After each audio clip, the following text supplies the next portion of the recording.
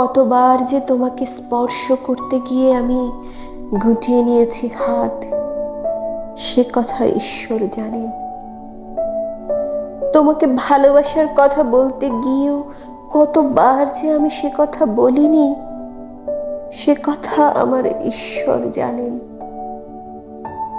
তোমার হাতের মৃদু কড়া নড়ার শব্দ শুনে জেগে উঠবার জন্যে দরজার সঙ্গে চুম্বকের মতো আমি গেঁথে রেখেছিলাম আমার কর্ণযুগল।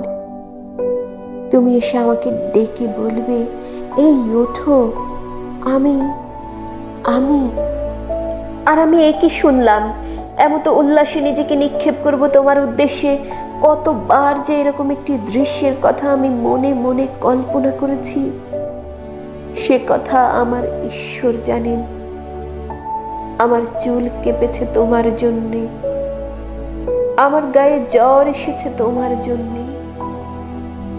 আমার ঈশ্বর জানেন আমার মৃত্যু হবে তোমার জন্যে।